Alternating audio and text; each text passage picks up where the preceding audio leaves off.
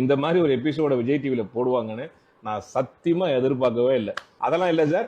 As a talk லவரா வந்து உங்க opinion மட்டும் சொல்லுங்க. ஆனா அங்க போனா என்ன சரியா பேசவே விடல. அந்த unedited version of the episode.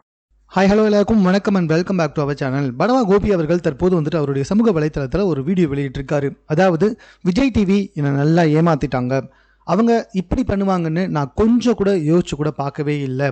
நான் ரொம்ப பிஸியாக என்னுடைய பர்சனல் ஈவெண்ட்டில் இருந்தேன். அவங்க தான் எனக்கு கால் பண்ணி, சார் இந்த மாதிரி நீயா நானா ஷோ சும்மா கெஸ்ட்டாக வந்துட்டு போங்க, ஒரு டாக் லவராக ஒரு கெஸ்ட்டாக வந்துட்டு போங்க, உங்களோட ஒப்பீனியனை மட்டும் சொல்லிட்டு போங்க அப்படின்ற மாதிரி சொன்னாங்க. எந்த இடத்துலையுமே ஆர்குமெண்ட்டுக்கு நான் ஒத்துக்கவே இல்லை. அந்த வீடியோ கான்வர்சேஷன் என்கிட்ட அந்த ஆடியோ கான்வர்சேஷன் என்கிட்ட இருக்குது. நான் அதை வெளியிட கூட தயாராக இருக்கேன், அது என்கிட்ட தான் இருக்குது.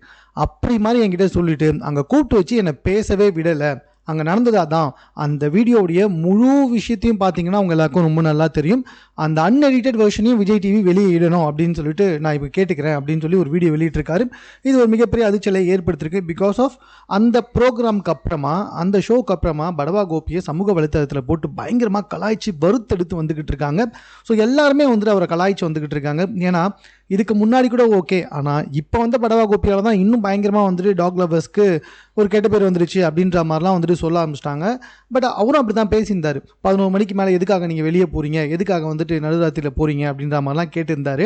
ஸோ அவருடைய கருத்துப்படி 11 மணிக்கு மேலே வெளியவே போகக்கூடாது, நாய்களுக்காக, நாய்ங்க நல்லா இருக்கணும்னா நம்ம வெளியே போகக்கூடாது, நம்ம கடிப்படக்கூடாதுன்னா வெளியே போகக்கூடாது அப்படின்ற மாதிரி சொல்லியிருந்தார். அதனால தான் அவர் எல்லாமே பயங்கரமாக கலாய்ச்சாங்க.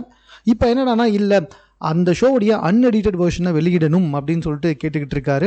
ஸோ அப்படி அன்எடிட்டட் வெர்ஷனில் என்ன தான் இருக்குது அப்படின்றது தான் பல பேருடைய கேள்வியாக இருந்து வந்துட்டு இருக்கு. இந்த வீடியோவும் தற்போது சமூக வலைதளத்தில் ரொம்ப வைரலாக பகிர்ந்து வந்துகிட்டு இருக்காங்க.